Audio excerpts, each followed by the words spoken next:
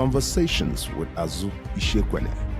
In a world of 280 character opinions and fast-scrolling headlines, some voices have refused to stay silent. Today, we turn the page backward, not out of nostalgia, but out of reverence for a man whose pen stirred revolution and whose silence still speaks more than most broadcasts. At 90, Prince Sam Amuka-Pemu, fondly called Uncle Sam, stands as a living witness to Nigeria's turbulent history, its evolving press, and a solid principle to journalism.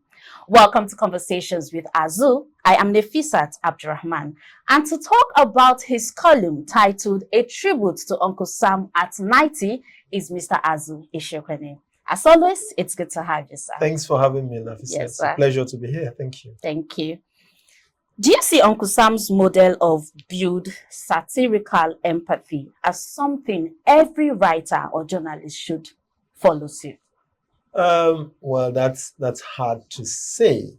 But I would say of Uncle Sam that Uncle Sam, there could only have been one Uncle Sam in the nearly 60 years or perhaps more than that of his practice, of his professional practice, and the years that fostered his career. But he is an icon, he's a legend, and I guess we all try to pattern or model our own career after such persons. Yes. So there could only have been one Uncle Sam, but I think it's a great thing if people, if younger journalists, including myself, aspire to adopt or emulate some of those qualities of his that made him what we all celebrate today. I think that's a good thing. That's a bad thing at all. Talking about aspiring to be like Uncle Sam, he's not just a journalist. He has pioneered two very big names when it comes to newspapers in Nigeria. That's correct. What would you say about his journey, its impact in journalism and in general?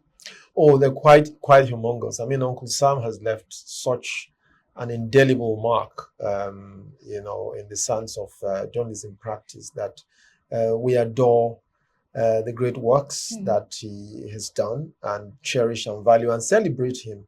You are correct. I mean, he was one of the co-founders of Punch, which he started with his good friend, who was the publisher, late Chief Oluwabodere, and then of course himself and Uncle Sam started. But before that, Uncle Sam had, firstly, if I just dial back a bit, because he started at Daily Express, yes. And then from Daily Express he moved on to Daily Times. And after Daily Times, before he moved on to Daily Times, he was actually the editor of Spare magazine. I don't know whether you heard of anything like that. Many, way back, Spare was launched as a rival of Drum, which was a South African glossy magazine, more in area of entertainment and culture and all of that. And then, of course, on from there, he went to Daily Times, was editor of Sunday Times. Moved from Offbeat Sam to Sad Sam, actually, in Daily Times, and then started Happy Home. He had launched the Happy Home. It was shortly after he launched Happy Home with Bumishu Fola that his good friend Chief Oluwabodere, sort of partnered with him to start Punch, and of course after Punch, he went on to start the Vanguard. Talking about Offbeat Sam to Sad Sam. Yes. Tom Wolfe talked about rage. Yes. Righteous rage, yes. He talked about righteous rage, and Uncle Sam has echoed that emotional sensitivity when it comes to writing, especially in a space as Nigeria. Yes, I mean, one of the things he said in one of his columns, which I also, when in one of his one of his Sad Sam columns, which I extracted from news, was that he just did the job for a living. He just did the job, had his own way of doing the job, but he didn't do it because he wanted to change society. He was just doing it because that was what he loved doing. And of course, that was just his own modest way of getting the point across. Because like Professor Wole Soyinka said Uncle Sam's 90th birthday on Friday when we hosted him on Friday. He had a way of saying things. He had a way of telling you to go to hell and still make you look forward to the trip. You know, he just had his own way of saying things. And I'm sure that a number of the things he has said and done, his passion for journalism and for justice and for freedom of speech, that the profession today is the better for it. Talking about sensitivity and still being truthful at the same time. Correct. Okay, coming under mentorship such as that of John Pepper Clark, what would you say about the level of mentorship today, not just in the journalism space, but in professional spaces? Is it something that everyone should still look up to? Oh, absolutely. Do we need direct mentorship from people like that? We do need mentoring. Mentoring is a very valuable tool for people who aspire to grow up and to become great. Because we all owe it to the shoulders of people who came before us and on whose shoulders we can stand to achieve what we're able to express our full potential in our career, in whatever space we've been called to. So yes, mentoring or mentorship is very important. But mentorship is not supposed to be a transfer of all your burden or the basic paid work, hard work that you are supposed to do. You just dump it all on someone. Mentorship is supposed to be some sort of hand-holding, somebody you look. And there are various ways of mentoring people, all right? You can have direct mentorship or indirect mentorship or whatever form of mentorship or a combination of or a hybrid form of mentorship that works for you. Absolutely. I mean, we all... who have been through, if you've been through a part, it behooves you also to help others. And that sort of hand-holding for people who are coming behind is what mentoring or mentorship is about. I think it's still very useful today as it was in the past. Founder's dilemma in Nigeria. So Uncle Sam co-founded 2 newspapers. And then at some point, there were some issues which he later won in court. Quickly put us through that and what you think the challenges that founders in Nigeria experience, especially when it comes to media spaces. Well, one of the greatest challenges of founders or anyone who founds any business is the problem of transition. That is where the challenge, that is the test of what a founder has invested in any business that they have. When the founder is alive or is available or is around or is still interested and directly invested in the business, then the founder obviously takes full responsibility for how the business is run. But the challenge often comes at moments of transition. Either when the founder is opting out to do other things, or very sadly when the founder passes on, then all kinds of potential conflicts may arise. About how the business carries on. But partnerships also present their challenges. I mean, you talked about co-founding and how he left Punch. So partnerships also obviously have their different challenges. I think it was part of the reason why he left. Of course, he fell out. Himself and his friend Chifolu Abodere had they had a bitter quarrel and he left. But that was later settled. It was settled out of court. Yes. So, and then he went on to start the Vanguard after that. So partnerships have their problems, and transitions, especially for people who are in the Nigerian space, not many, apart from the Tribune, and we're happy about what is happening in Punch now, that Punch has survived the transition. And obviously also Tribune has survived the transition. And leadership is also doing well at surviving its own transition. But it's usually a very difficult moment for both the business and the founder and stakeholders when the owner of the business is no more. It's usually a tested period. Talking about transition, let's take it a bit lower. When Nigerians are now of the opinion that the level of journalism has transitioned from what it used to be.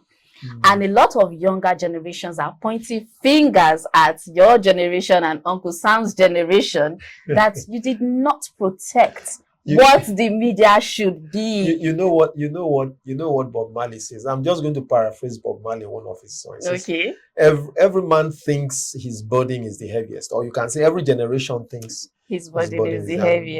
But, heaviest. it's in one of my favorite Bob Marley hit songs, "Time Will Tell." Mm, But let's come to the question that you have asked about this generational burden and one generation blaming or the pointing other. fingers at the other for being responsible. I think that I'm not one that always would say, "Oh, the past days are usually the best this country." No, I think that every generation has its own unique challenges, Sure. and also every generation presents its own opportunities for you to Sure. build or improve on what previous generations have Has. done, and I think that the current generation, whether it's the millennials or the Gen Z, have the opportunity in the media space today. There are still a lot of people. It's not in many spaces that you have the likes of Uncle Sam, Yes. pre-baby boomers still around. So your generation has the opportunity to learn and leverage the modest achievements, if you count them any, of the pre-baby boomers, of the baby boomers, the Gen X, and I think you can build, and one generation can. I think it's possible to cohabit and improve on what we have as a profession, especially in the sort of ecosystem in which we find ourselves, an evolving media space with all the challenges that the profession is faced with. I think one generation can learn from the other, or lend a helping hand to the other to go for the improvement of the profession. Absolutely. Yes. Talking about our generation and the coming AI, artificial intelligence. I mean, that's what we are known for right now. What do you think Uncle Sam would try to do about it? I'm talking about when it comes to ethics. There is ethics. Ethics, because it has become a problem, especially when we have not just a lot of media, but a lot of citizen journalists out there. You see, every new technology presents opportunities and also presents challenges, and I think AI is not different. What AI does for us in journalism is that it takes the drudgery of our jobs, and it sort of helps, or it's supposed to help us do the journalism more professionally and do the real journalism, which is the storytelling part of what AI cannot do. So AI should make us better journalists, depending on how we use it. I mean, I know that there are challenges, not just in the journalism space, but also in academia and many places where people are misusing or abusing. Also the challenges of fake news and deep fakes and all of that. But it is in this sort of dark, broken space that the light shines even brighter. So I think that what we ought to do, this is when the world needs true journalism. So we leverage the opportunities and advantage that AI presents and use it to do better journalism, instead of allowing our own originality to be. We can't trade our originality as practitioners for AI. No, AI is supposed to help us be more original, be more adept at our job as people who tell the story and who seek after the truth. One last question before I let you go, sir. Uncle Sam lived by live and let live. Yes. Not live and let die. And let die. And he always joked about being Daddy DJ. Daddy DJ, yes. What would you say about his lifestyle, his longevity, everything? Oh, well, his daughter, Mrs. Omasa Amuka, told me when I interviewed her that it's down to grace. But I think Uncle Sam, on top of that, or in addition to that, Uncle Sam was the kind of person who took one day at a time. Yeah, and one of the very senior journalists I also interviewed told me that he lives life on his own terms.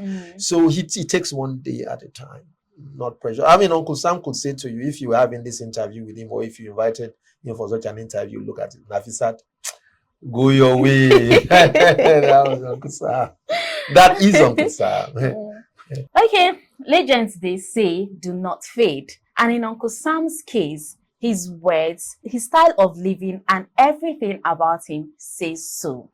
We hope, as we round up this episode, we do not only remember the magazines or the write-ups, but also remember the people that are behind those great works.